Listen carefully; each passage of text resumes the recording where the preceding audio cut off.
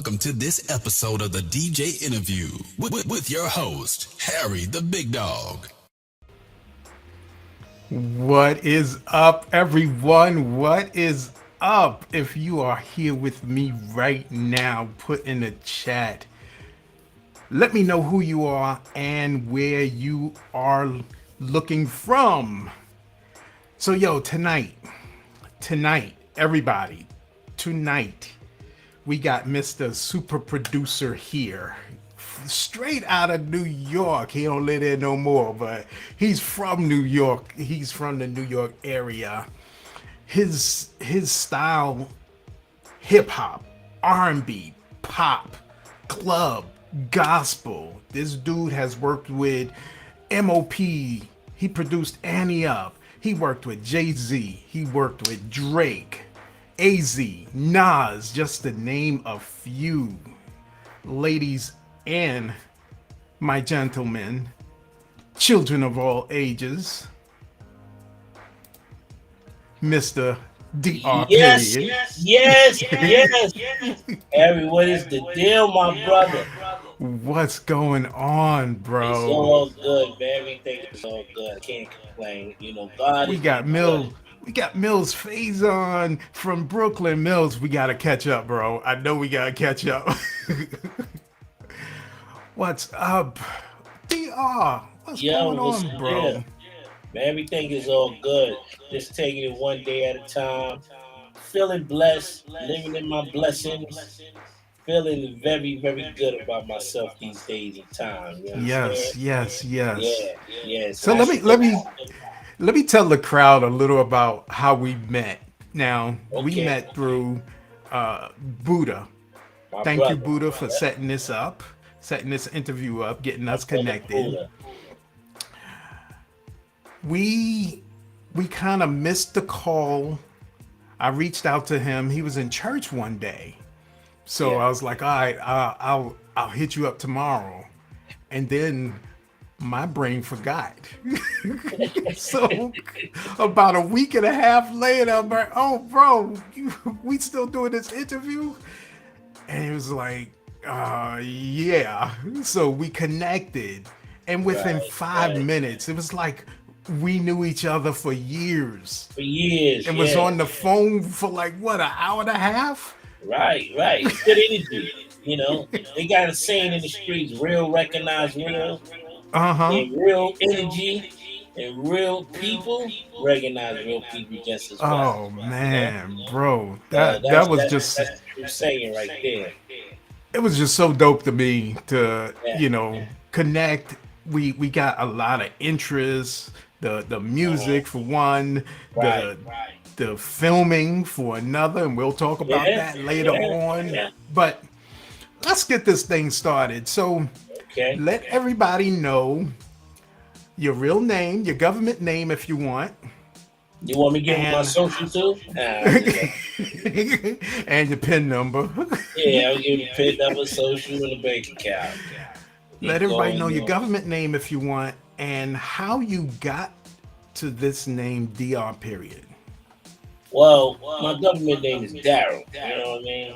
But Daryl went through a lot. Daryl went from Daryl to Daryl D to Doctor Daryl D.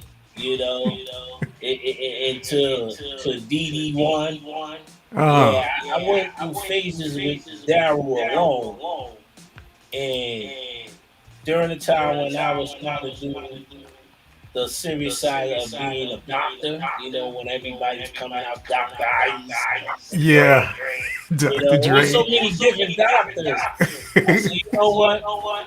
Forget the doctor for me. I'm just gonna be DR. Period. That's it. I'm just gonna be DR. Period.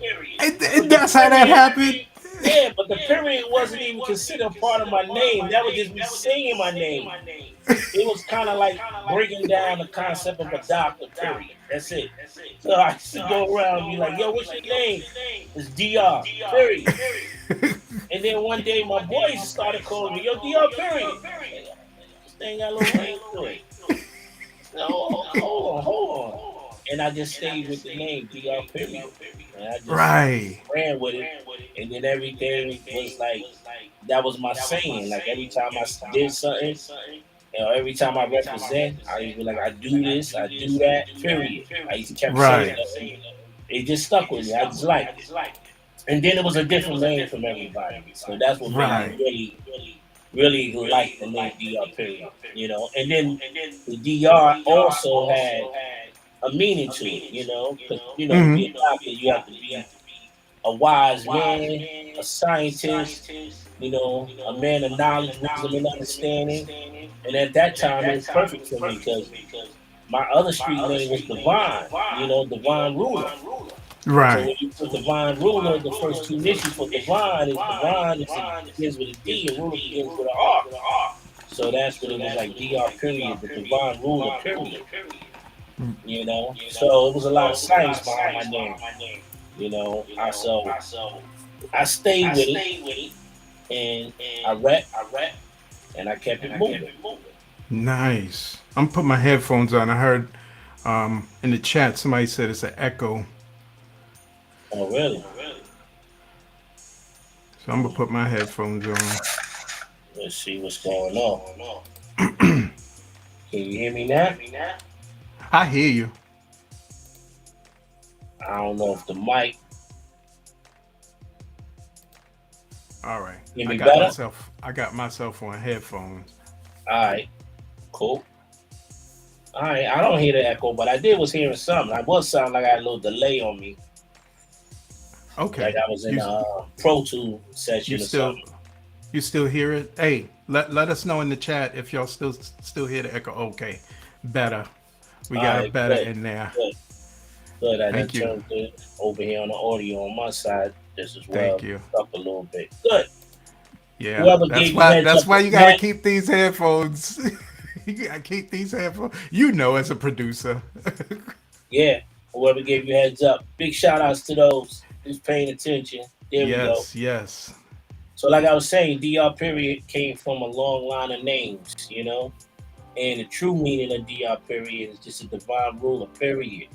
Mm, You know what divine ruler means? Divine meaning rule everything, you know what I'm saying? Divine is the right. holy secret and pearl. Ruler meaning rule everything in your circumference, period. That's it. And that's what the Nice. music the game is for me, Yeah. it's my kingdom, fathers for me. So that's where I'm at. Nice. So you started off as a DJ first, which brings you Yeah. to the DJ interview. Yeah. The DJ interview was perfect because it was levels. Like I said, as I was going through levels with my name, DR period, Hmm. and going from all these doctors to Daryl to all this different, levels of different things, DJing was something the same thing I was going through. Like with hip hop, when I got introduced to hip hop, it was more about like, wow, I was shocked because I couldn't believe wordplay was done that way. Like I've never Right. heard nobody say a word and every other word rhyme, and then it just kept going, and I was so impressed with it. I had to be a part of that. I don't know what position or what I was trying to be down with. I just Yeah. needed to be a part of it. And what was interesting about it is that I beatboxed a lot. And then I used to watch the DJs at the block parties cut records and scratch on records. I was like, man, how do they do that? And they used to catch the break beats of some of these records and run it back and forth. And I used to be like, man, I need to learn how to do that. But I need two turntables. I know I had one record player in the house, but it wasn't even a turntable, it was just a record player. And I used to just mess up records like crazy. My mom used to be so mad. She'd be like, why are you in there scratching up my records and this, that? I didn't know what I was doing, but I was trying. But over the course of time, I started understanding that that was a style, that was a Right. technique, and you needed certain record players to be able to do that technique on. And as time went on, I started understanding the concept of DJing. Then Hmm. I became a DJ, and I started doing local block parties, local house parties, school events. I was a part of it, and Right. that's when I think it really all kicked off. And then I started doing the Hillman beatbox, and I was going through my phases. And then Really? all this was like while I was in music class, still, studying music, learning from the greatest, Stick Evans, which was James Brown drummer, was my music Okay. teacher. He the one that influenced me to pretty much move forward on, learning instruments, learning how to play, learning how to read a little bit, So I had a great upbringing and a great introduction to this music game. So Right. yeah, DJing was one of my loves. Yeah, I think DJing still is one of my loves, but I just do it more for the fun now. So it's not a big deal to me like it used to be. So, what year are we talking when you started DJing? Well, we talking like probably like in the mid 90s, like Okay. early mid 90s, like around in that Okay. So area. vinyl was still in. Yeah, vinyl was definitely around. I mean, I was DJing and just running back and forth and doing stuff for the local artists, being behind them at the shows, and being one of those club promoters and a DJ at the same time. So yeah, Right. that was during the time DJing was really heavy and Nice. Nice. I wanted to show people. yeah, you want to show you. off. That's Yeah. like, yeah, look what I got. I'm always putting a plug in for myself Yeah, now. I got real records. Now what? You'll see no computer over there. It's all real records, On the other turntable side music. is So the yeah, there computerized. you go. But that's the vintage style. That's to me, that's where it all starts from. That's where Yeah. it all. That's where you get all your love. That's where you get your creative juice the most. Is where you work with less. A lot Yeah. of people don't believe in that.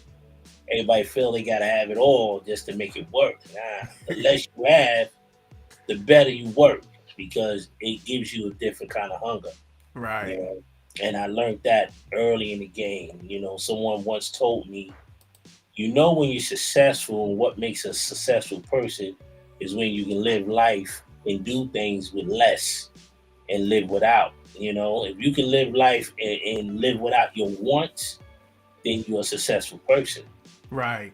because your wants is what drives you to move forward, but your needs is all you need to have to feel like you got everything you want. Nice. So I stuck with that model, and yeah, that was part of my skill set and how I think and how I move. But yeah, So now DJing was one of my loves. Yeah, a lot of people didn't know you were a rapper too. For the people who do yeah, know you, people and I talked to a few people, right. they know your name. Hmm. They know you did Annie Up. And we'll Right. get into that when we finish this DJing and getting Hmm. into your you became a rapper after you did the DJing thing, Yeah. correct or no? Yep. Yeah. I became a rapper. Well, I was always a little bit of everything. I was a little bit of DJ, a little bit Hmm. of beatbox, little bit of rapper. So I had what we call the seeds planted in me early. So rapping was the first thing that caught my attention about the whole music game. It was like Right. the lifestyle, the way rappers was like killing the bars and the cleverness and the things they rapped about and the concepts and the storylines. So you know that really attracted my attention. And then after a while, it was like, yo, hold up, I can do this. And then next thing I know, I started writing, and I started realizing I had a like what we call a vivid imagination. I could Right. go places, and my imagination would run wild. And yeah, and then I started getting the rhythm of how flows was created and styles was born and things like that. And yeah, then I just started rapping. I always been rapping. I mean, I actually got signed to a label in the early '90s called Hurricane Records when they was around, and Okay. my partner, where I took the artist seat as the rapper, and my partner, he was the DJ Omega Supreme, but he passed away. Mm. And with that said, that we just got our deal, and he passed away. And that whole rapping thing for me was very hard to continue on doing because it felt like empty space in my life because me and him was like best of friends, and Right. that was my first time truly experiencing a major loss of someone you love so much, and I couldn't concentrate as an artist or even look at being an artist. So I went in a dark space for a very long time. People just don't Mm. know that. This is why I give glory to God, because without God, I wasn't able to pull myself out of that. I was really in a very dark space. So I started hitting the streets, doing all the things that you weren't supposed to do in the streets. Mm. But, in the same time, I still had my pen game up. But I learned also to come, back. And then when I came back more as a producer. So Okay. behind the scenes, that's how the DR period, the producer got born. Okay. you know. And the rap thing was always there because I did it. I do it all the time for TV and film because I get a chance to make records and submit them to the publishing house to get placements and things like that. It Yeah. was a whole different ball game. And then I even went back to the rapping, and I went and picked up two dancers. I had Egypt and Aztec, they was my dancers. I went over there to an incredible producer named Royale Bayan, and he took interest in me as a rapper. So I was running under his situation for a minute. I got a chance to develop my production skills watching him, and also working with artists hand on, like Color Me Bad, in different situations. And actually, I had another situation as a rapper with Giant Warner Brothers at the time when Color Me Bad got signed over there. So Okay. Color Me Bad, and it was me, and that's when I went back to Dr. Darryl D in a group called Me, which my two dancers. And it was a moment, but it didn't work out for me over there. But I just say, you know what, this DR period thing is gonna be is where I'm gonna stay with, and I'm gonna use that more for my production imprint. And that's where I stayed at on a production level. So I learned how to work equipment, I learned how to engineer, I learned how to get nice in, the art of beat making and Right. just understanding studio. So I started taking intern jobs just to try to learn the studio. But out in those days, we didn't call it intern. We was Yeah. like calling it the hookup. Somebody grab you and let you come to their studio. They'll let you come in and do your thing, but they really only had me making coffee and cleaning up and running back and forth to the store. That's why I got so nice at making coffee. Yeah, coffee for them. They used to be so impressed with my coffee making. Man, I don't even know why I didn't invest into a coffee like a Starbucks myself. But I was so nice at making coffee, it was incredible. But I make a mean cup of coffee. So, but even all that coffee trading, it definitely made me understand, like, so you gotta start from somewhere to grow. Yeah. So yeah, that was really interesting to me. Just being able to transition in all these different areas, like even the human beatbox. To go back a little bit more before the DJing and the rapping really took a good seat with me. I used to beatbox, and people like my boy, R.I.P. to him, Shockbox. He was a real close friend of mine. For He was a real. and people like Shockbox. Ain't that the Skinny Boys? yeah, nah, Shotbox from Brooklyn. He's one of the producers that did Where My Dog's At for DMX, He was one of Mm-hmm. my best friends, and we had DMX who did Latoya for Just Ice, Yeah. he was one of my boys. Then Dougie Fresh, he was one of my boys. Bismarck, he was one of my boys. Like I was around the illest beatbox that people, even Mm. Roswell, all those dudes like B-Box Wise from Roots and all those guys. I was around a lot of amazing human beatbox. And I had my fair share of that moment too. So that's why I said I got in the game in a different way. Yeah. I ain't just popped up and just jumped into different positions. Like I even was into the graffiti aspect of the game. Where hip hop is a lifestyle. When I got in it was like you have to live it. You couldn't. It wasn't about business. It wasn't about money. It wasn't about, props. It wasn't about none of that. It was about sharpening your skills, and everywhere you go, you represent hip hop to the fullest. That's why I was able to, write and do graffiti, own a black book, hit the yards, hit the Mm-hmm. trains.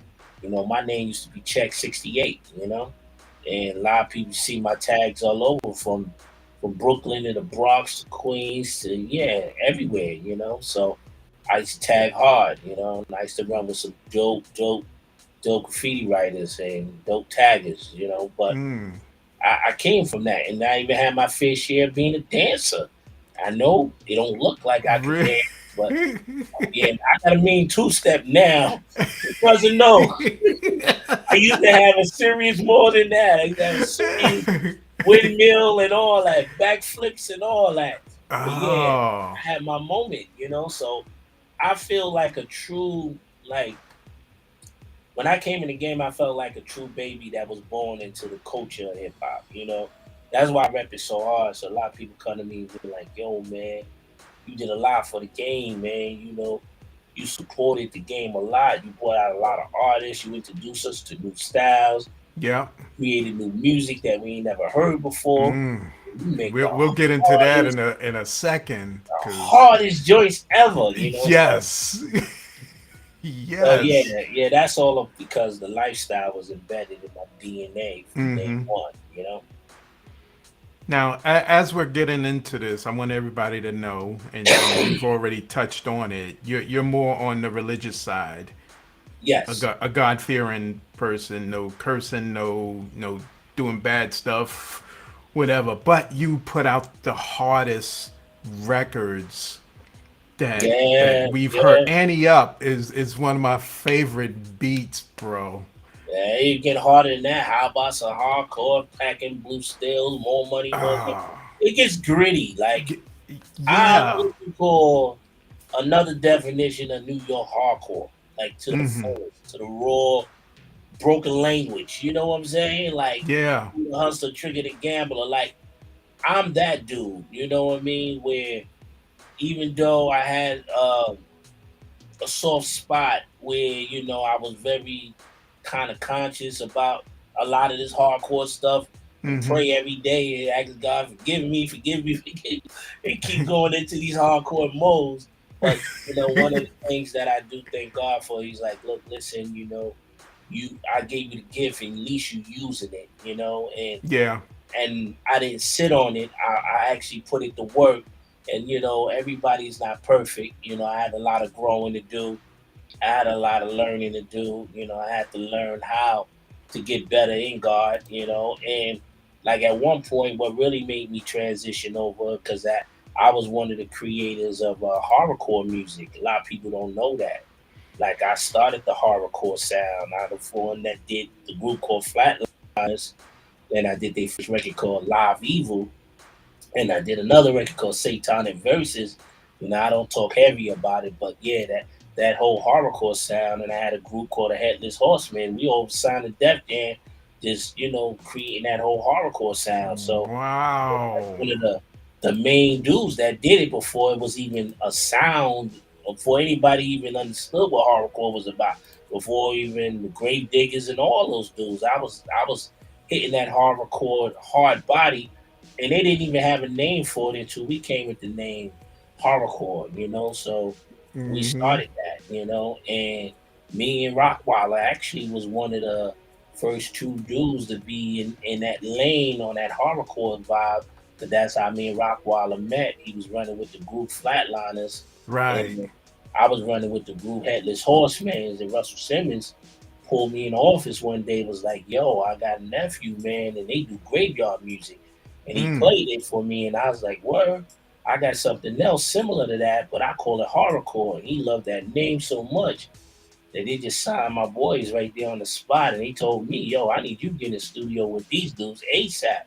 Mm. Got in there, and next thing, things led to another, and that was the birth of hardcore at that point. But things wasn't going right in my life when I was doing a lot of that music. Mm. So, I never spoke about it, but a lot of it made the transition for me to realize, like, I can't leave my roots where, it looks like I'm worshiping more of what the devil represent than opposed to what God represent. And Mm-hmm. as time I went on and went on and went on, that was a big fight for me. I was a working, what we call working process, Yeah. progress with it. So I got to a point in my life where I made my mind up. I just gave it all to God and said, you know what, God, you brought me this far, and I know you got plans for me. So from this point on, you're definitely gonna hear when you hear DR spit. You're gonna definitely hear me glorify God. I'm not a preacher. I'm not gonna come and tell everybody what to do and how to do it and how to live life. Everybody gotta learn it their own way, like I learned it. But one thing I can do is give you the motivation and let you know that God do got the best interest for you. And Yeah. that's why my new single I dropped tomorrow. It's called Yeah. Whole Nother Lit. We You gonna know what I talk mean? about that more Yeah. towards the Yes. Yes. end. Yes. So that's what this is all really about. It's just giving, glory to God and thanking Him that we able to see these days and able to have another day to accomplish something good and something great. So I'm trying to earn my position. So Yeah. that's what I'm living for. Now, as you were coming into your producing era, what was your first hit that we probably would all know Well, as for music me, listeners? hit records. I made a lot of records that I didn't even really get credit for, and I Mm. made a lot of records that I ghost produced, and I made a lot of records that got stolen from me. So Wow. hit Anything you could talk about? some of it I could, some of it I can't, but the things that I could talk about, I just mentioned some names, artists, I take it back as far as this Positive K was, a good success for me. Shaka Suppliers, I say, I'm just taking it back from the early days. Yeah. CNC Music Factory, Ashford. Wow. I did the Jacksons, the Dayhon Project. I done worked with Sting. I done did a lot of records and I've been in a lot of great situations. Like I said, some situations was a little over my head. I Mm-hmm. ain't had no business being in those situations with the knowledge I had, and I didn't know no better. But as life go on, you get nice with business and you Yep. meet good, smart business people, and they straighten out a lot of things about you. And that's the great thing about it. A lot of my old business got taken care with respect in the future for me, and I'm kind of glad that I didn't get it done the right way the first time around because it was worth way more later on in life than it would have got from the beginning. I would have got a Right. couple of dollars and been in and out of that situation. But later on, I got the ultimate payoff. You know what I mean? So it was a great situation. So my first hits came from a lot of my early records, and I did a lot of remixes. I was on a lot of projects. I even did the remix for RZA, first record over at Tommy Boy. We Love You, Raheem. I did the remix version for that. I did even a Jizza when he was over at Coachella and Girl Come Do Me, did the remix for that. I done worked with so many artists and worked on so many projects I just never talked about. And like I said, a lot of them was good days and a lot of them was nightmare stories. And, you know, I got something that I will let it all out one day on. But right now, I'm just giving you a kind of rundown of first few records that did amazing for me, gold and platinum, and then experience from there. And then my credibility came when I did my first M.O.P album. I did the whole album, The Last Generation and Mm-hmm. F. I did that whole album, and the only record I didn't do on it was Guns N' Roses.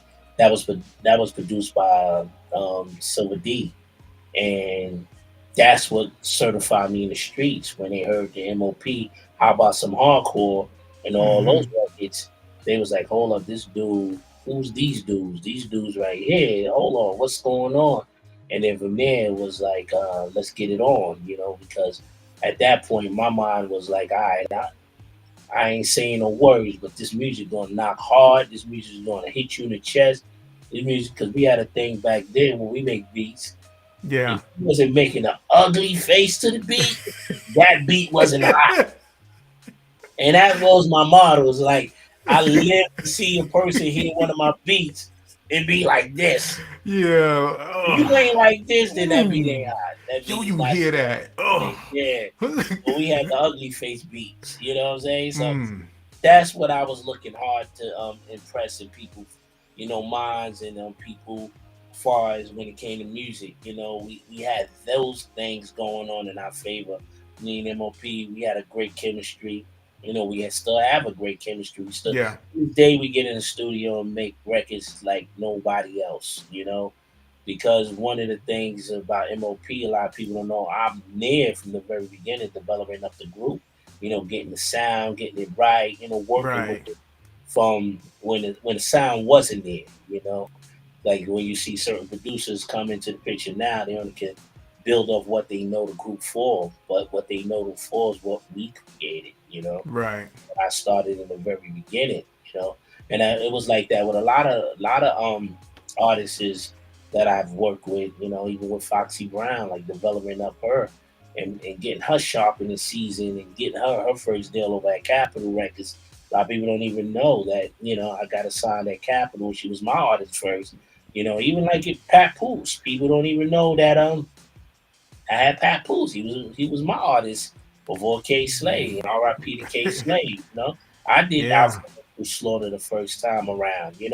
So before they remixed it and did it again, but that was my record that I actually did as an independent company. And on the east side, I had a record called Thug Connection with Pat Poose featuring AZ and Coogee Rap. Mm. And I pressed it up on my first label imprint with Select Records, put the record out. So it was a lot of history that goes down with DR period. But, you know, a lot of times, like I said, a lot of things people might know, people might not know of, because I'm the one that didn't never talk, you know. Right. So it was a business to me. Everything that was done to me, whether it was good or bad, it was just all business. It was nothing personal. So that's why it was no need for me to be tripping over nothing because I knew what I had and I know how far I go. And the greatest thing about it all, God always carried me through all of it. So I've never ever wanted for anything since I've been in the music game. God has always had me and held me down and took me to mountains that I couldn't even climb myself. So Mm-hmm. I see things and see success that people could only dream about. So this ghost producing you just mentioned a few Yeah. minutes ago, explain that to the audience and explain to me, does that run throughout the whole industry a lot or just kind of it's a hush hush thing? It's a real thing. I mean, a lot of people don't talk about it because of certain contracts and agreements. Like if I tell you some of the records that I did as a ghost producer, you'd be like, "Really? You did that?" Yeah, I did that record. We'll talk about that offline. Yeah, but it runs through the game. Yeah. And in those days, it was all about, finding producers and putting the producer in the studio and get them in there and have them make all these beats and work them like Yeah. do it now to this day. But in my time when we was doing it, those records was really coming out the door, and them records was really big and successful. So the ghostwriting game, it does exist. It's kind of like it exists on both sides. Like some songs I even wrote. Some songs I wrote hooks, some songs I wrote verses, like some songs I did the beat and the whole verse and the hook, everything. Mm. So I've been ghostwriting for a minute in the game, and it's not a bad thing, but you just got to understand that's what you agreed to. You agreed to put work in and not run around and run your mouth about what you did and how they did you this and how they didn't let everybody know what you didn't do. But the ghostwriting game is serious, but it's all business. It's a part of it. So Right. I'm glad I got a chance to experience that because it showed me what not to do no more, and then it also showed me what I need to do more of. Mm-hmm. So that was a good thing. Yeah. So with that is that game right there a one-time fee or is it a long-term royalty thing?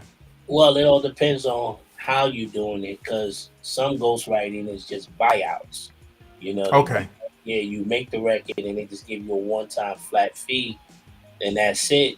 But if you want to fight for some type of back end points or some kind of like little percentage on a pub, you can do that. It all depends on your negotiations. As far as when it comes down to how you work the deal structure out on the person that you're doing the work for. Some people back then they didn't want to have nothing to do with me after I made the record. They just wanted to pay me and send me on my way. Oh, On I your ain't never, merry way, right? yeah, I never seen money like that. So yeah, I took a lot of that. I was like, all right, cool, take the beat, take the song. I didn't know what I was doing.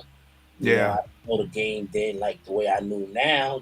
But a lot of them got away with murder. Mm. So it was all good. But the good thing about it is that I was able to, come back and make what we call publishing propositions to those records, and we buy them all back, and we claim ownership on a bigger level. So, I got smart with the game. So I learned Right. how to, go back to my nightmares and turn my nightmares into beautiful situations. That is dope. I did that on a lot of records, and because the timing was right, these dudes made all the money they could make on those records. Yeah, every quarter, every dime means something to them now. Like it meant something to me when they took the record from the beginning and Mm-hmm. ran with it. Now, over the course of time, that money ran out for them. I come back with my bread and be like, yo, and they was like, yo, hold up, word, you really want to? Yeah, I want to do that. And yeah, I cleaned it back and got it back. So yeah, Nice. I learned Nice. I learned the right way. So this Ante Up beat, Uh-huh. you already said you did M.O.P's album, and for Yes. you guys who don't know, go look it up. Uncle Google tells you everything. Mhm. Ante Up, the beat, the concept. Let me know briefly what was going through your mind when you created this. Uh.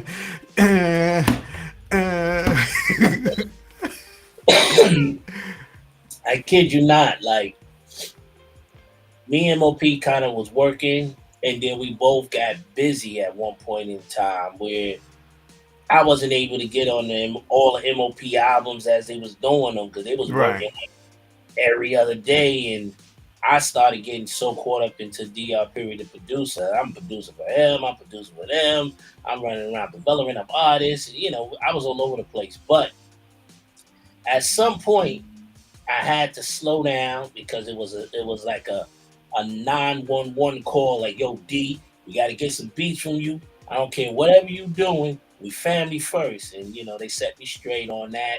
Far Yeah. as like, yo, bro, you gotta play something for us. You just can't keep ignoring our projects like that. And they came to see me, and when they came to see me, I'm playing all the newest and the latest, greatest DR period music.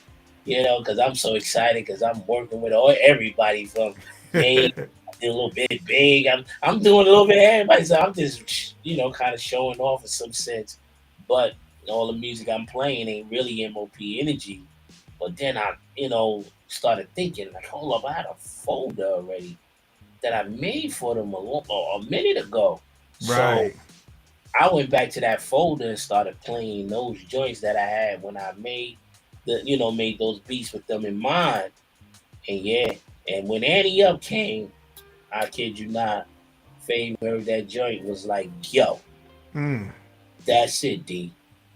That's it. And it's so crazy because Ante Up is a different situation because I ain't gonna blow these artists up, but I played it from a lot of key artists first, And and they they didn't didn't hear it. snatch that They thing didn't up? hear it. They didn't see. The thing about my sound is a little intimidating for some of these artists Mm. because my sound is so big and so hard and so aggressive, and these dudes is like, Ugly face. yeah, they wasn't half of them wasn't like really built to be that energy like M.O.P are. You know what I'm saying? Because M.O.P is a different kind of artist, man. They're different.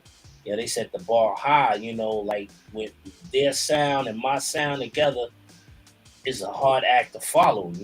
And some of these artists couldn't really get with some of the sounds, but the Ante Up track been around and it played for a couple people.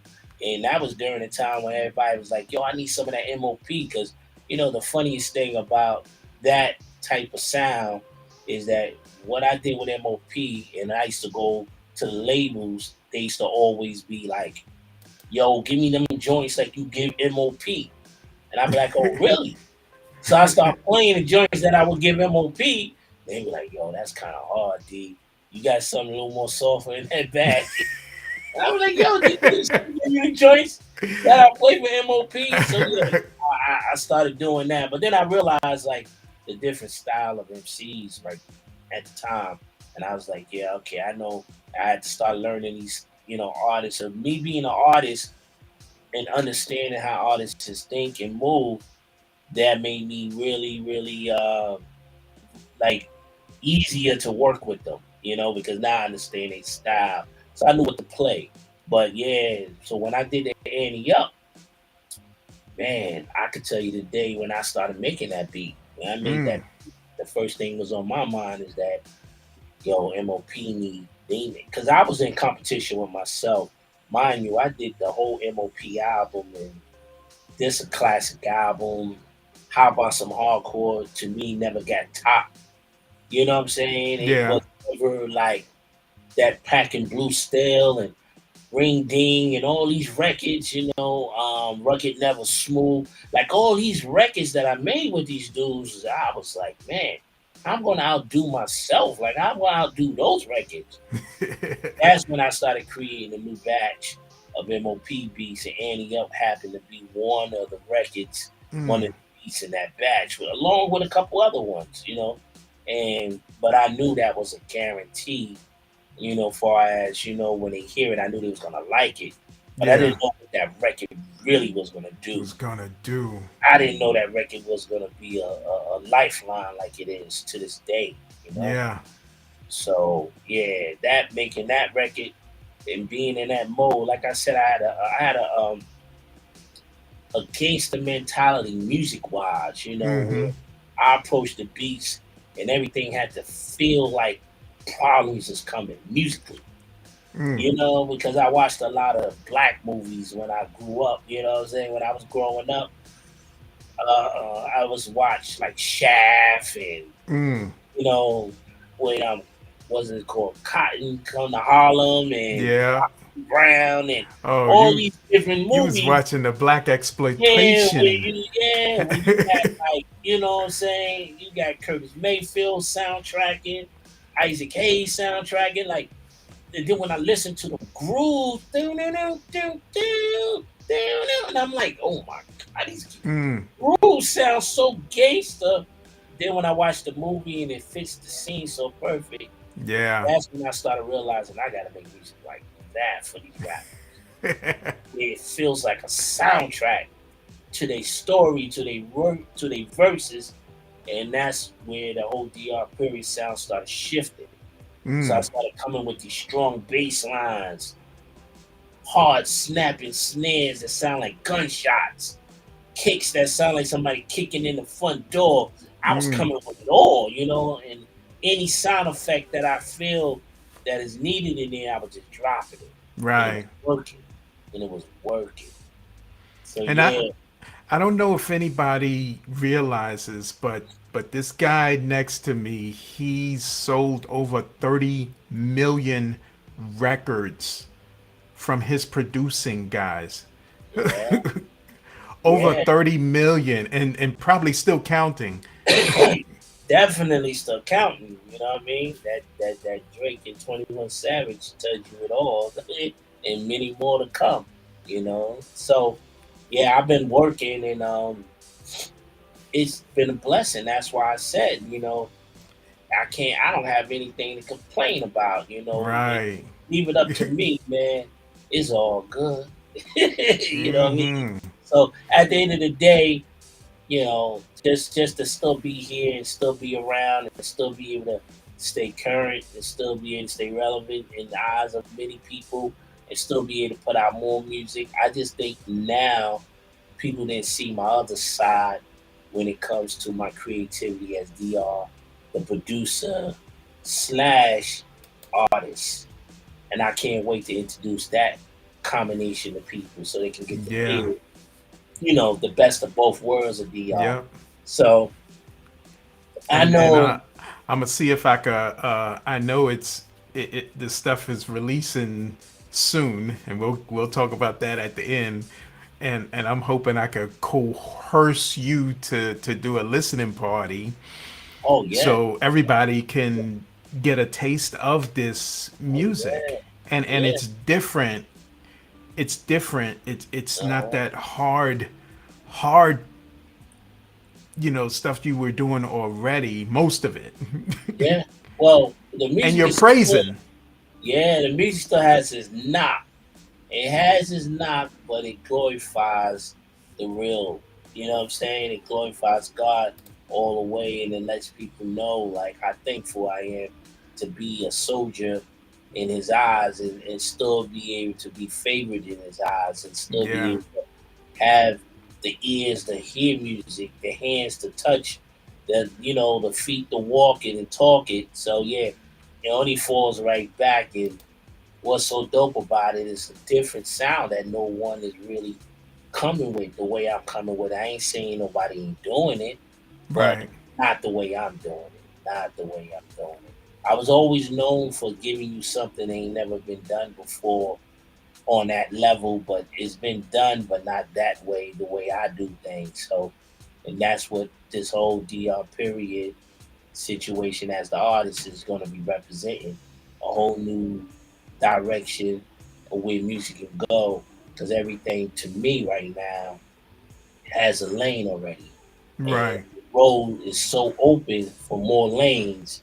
It just takes the right person to come with the right direction, and we can open up another lane on the road, and hopefully I aspire and motivate a lot of other brothers to look at the situation of talking what we call good content and representing, like morals and principles and blessings and things at a different level, because a lot of times people they don't really want to talk about how God is in their life and how great God's been in their life.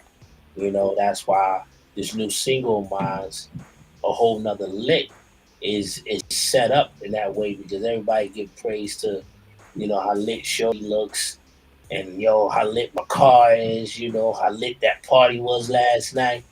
I tell you right now, when you get God in your life, that is a whole nother. Another lit. So you just got to hear the record, and the record speaks for itself. It's an amazing record. I think I've, this project is one of my most dopest creative projects I've ever done, mhm. musically, artistry wise, everything. This so far has shown me like, yo, kid, you got something. Yeah. Yes, this is gonna be dope. I got access to your song about a week ago, Hmm. and been listening, and I told you I had to listen to it like 10 times, Mm. and it started to click and feel, and I'm like, okay, I'm understanding what this dude is doing now. Right, right. Oh man, so Yeah, the gospel music you produced, yeah. does this is this album influenced by previous recordings that you've done? Nah, this album has been motivated all from God, and I keep it real with you. Um, God works heavy in my life, and I can't front. I'd be corny if I sit here and act like I'm the man, and this is what I do. This how nice I am. Nah, I'll be real corny for that. But I keep it so honey with you, bro, and this is the realest it can get, bro. If it wasn't for God, none of this would be possible. I Mm, wouldn't even be here. God saved my life, bro. I could be doing time in jail, or I could be laid out, never right, be looked at or heard from ever again. But He kept me around for a reason. And this album came because a lot of people don't know. when I communicate with God, He communicate heavy to me in my dreams. He comes to me in my sleep. And this particular project, He wouldn't let me sleep, and I couldn't Right. understand like why I'm not getting no sleep. Like, what is it? Like, is I'm like up too late, or what's going on? Like, is I'm stressing or something? But I realize, like, every time I try to close my eyes and get some rest, all I could think about, yo, you gotta go in the studio, you gotta drop this song, yo, you gotta go make this beat, you gotta go do this. And God was pointing me so many like directions to go creatively wise that I couldn't get no rest. So that's why I owe it all to God. To God be the glory. Because if He didn't do what He did, this album would have never came about. And this is Right. really where the energy comes from. So I go to church, I pray on it. I ask my pastor to pray for me. And the pastor say to me, he's like, yo, when God is calling you, there's nothing you can do about that. Mm-hmm. He said you can't even close him out. Like, it's because when he want to work on you, he's gonna work on you, and when he want to step you up, he's gonna step you up. And I didn't understand what he was saying, but now I fully understand. That's why I move with this project with so much confidence. I Yeah. believe in the music so much, and I also believe that this music is gonna help somebody. It's gonna help somebody have a different outlook on their life, their family. It's gonna help them connect with their family if they distance from their family.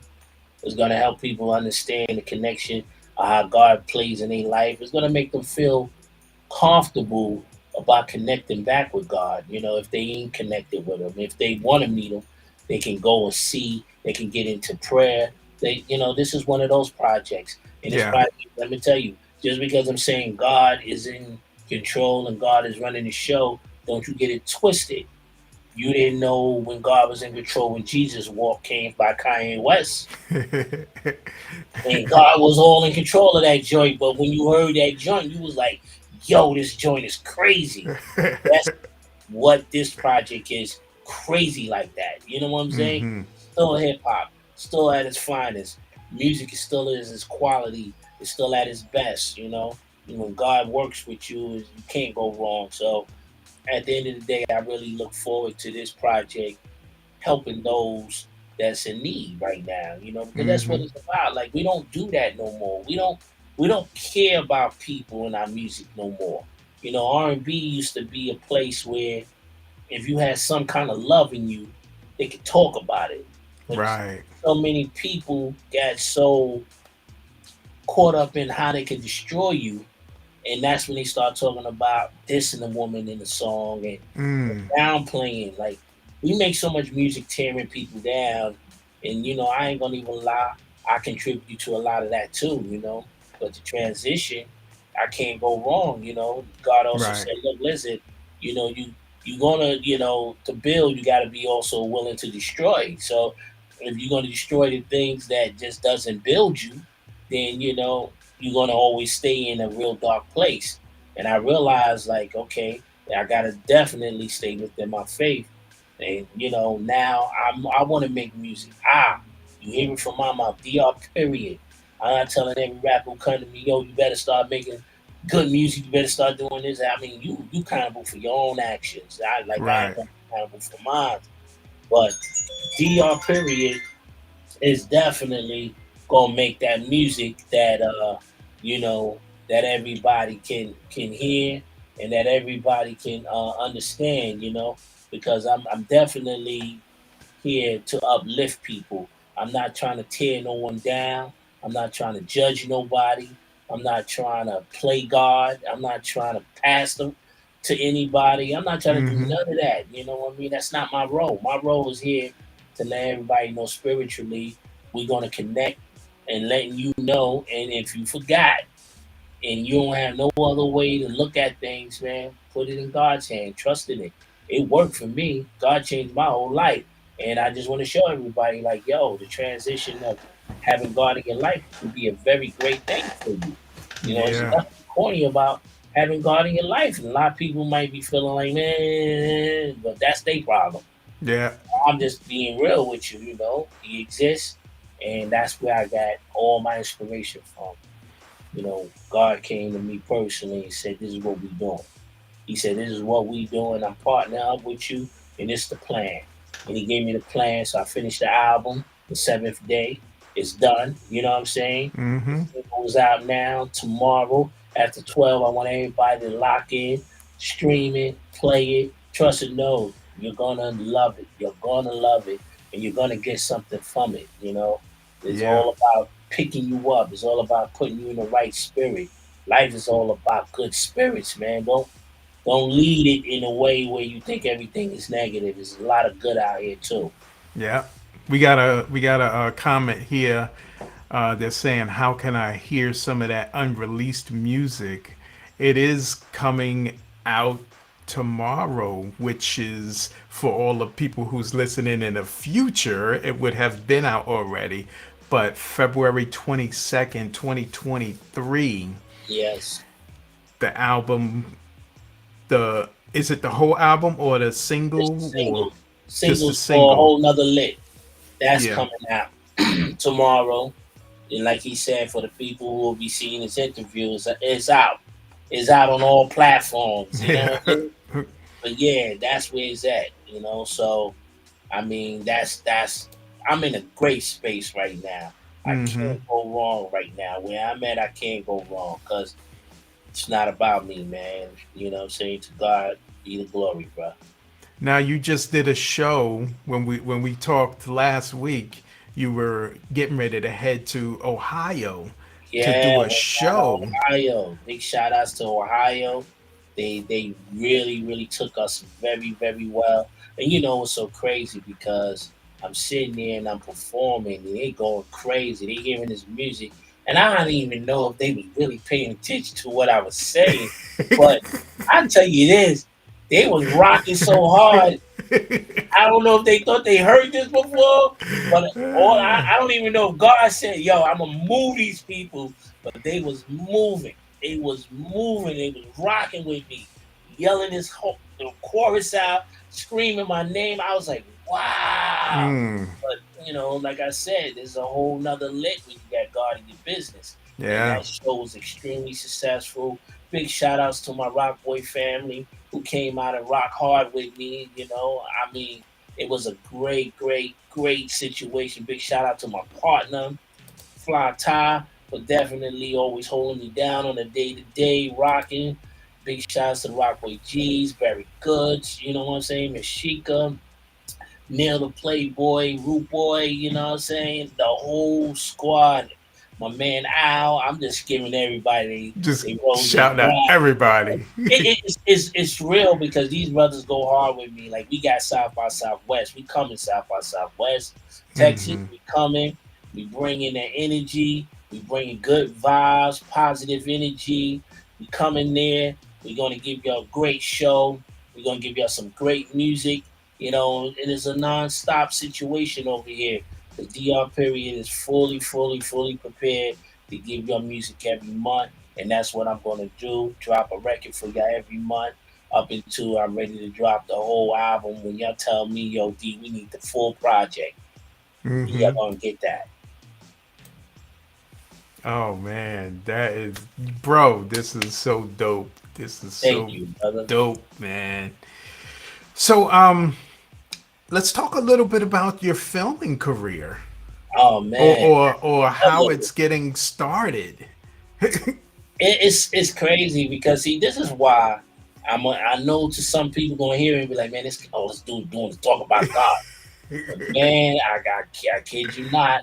I want to know how to work these cameras. I want to know how to write these films. I want to know how to do none of this stuff, man, because I ain't went to school for none of this stuff. Right. And I'm nice at this stuff. Like I'm not just a guy that just holding the camera and just shooting a little, you know, a little couple little scenes and got a little editing program and trying Hmm. to make it look okay. No, I'm nice at it. Like you'll think I took classes and courses for, you know, what I You went to do. YouTube University. Yeah, you'll think I put it in some real years and got my degree in this stuff. But yeah, I mean, I really got really great at it because the way God was working and the way He showed me like how to look at things and be patient enough and not be afraid to grow. So the film part of me, I got a movie coming, and I know it ain't a gospel movie, it ain't nothing. It's called Catching a Body. And it has a good message in it. Has a Mm-hmm. positive message with it too. Um, we're gonna be dropping that on Tubi in another month or two. Excuse me. I know everybody like what he coughing about. I got a little sniffles. But yeah, so we're gonna be dropping that. That's my first movie that I scored the music on. That I wrote. You know what I'm saying? I direct. I edit. I did my thing. Like I got on my Tyler Perry on this one. And proud of myself because it's a very dope movie and it looks good, it sounds good, it has everything. We have Computer 75 in it. We have a couple of great other people that's in this movie that did their thing. And yeah, we definitely looking forward to premiering that. So y'all gotta keep following me at drperiod.com and just check in and every now and then and see what's new from me and follow me on Instagram, the real DR period on Instagram. And yeah, y'all gonna see so much more. I don't want to scream out a bunch of social platforms, but just drperiod.com will take you to every one Yeah. of these social platforms that I'm on. And there's a lot going on. So I'm really excited about that. My movie game is coming up. So yeah, I'm loving the fact that I can put out some movies for y'all just as well. That's dope. Multi-talented. You think you're gonna sell 30 million copies of that movie? Man, let me tell you something. God's willing, I will, brother. I'm not I gonna hear sit you. there. I won't. And I ain't gonna sit here and doubt anything because with God, everything is possible, brother. We got Monique here saying, "God bless you. Thank you for the music and sharing your talents." Oh man, tell him thank you. Thank you. Thank you for loving it. Thank you for supporting it. And thank you for giving me a shout out. Yeah, I mean this has been this time goes so quick, bro. I know, man, because so much to talk about. It is so It so just it just much. it's just a lot, man. But glad that we got a chance to chop it up. I thank you, man, once again for having me here, and I thank you for all the support. And I thank you for the energy, and I thank you for being such a good brother, man. Because we don't see that much, in people. People don't want to be good to other people, man. People don't want to be supportive to other people. And my main thing is to always show, man, that it's okay to show love and it's okay to be good. It ain't Yeah. all about what you can take and what you need to get over on. Sometimes it's about us just building and helping one another and talking good to each other, talking nice to each other, and picking each other up. I know I told this story at the beginning for y'all who didn't hear it. Me and this dude got on the phone first time within five Yeah, minutes. We yes. just clicked. Click. We were talking and talking. We had to catch ourselves. It was like, man, Oh I could man. do this for hours, man. He like, you my cousin that I ain't speak to since we was kids. And we just catching up. Yeah, we was on it. We was on Oh it. We was man. on it So hard body. Yeah, man. But brother, you got a great, great spirit with you, man. Keep thank it up, you. man. I keep you in my prayers, man, and ask God to continue on blessing you, man, you and your family, man. Y'all just continue on growing in life and do what y'all got to do, man, because that's what this is all about, you know. Thank you. Thank you. Well, we gonna wrap this thing up. I got DR's website here to go and check out.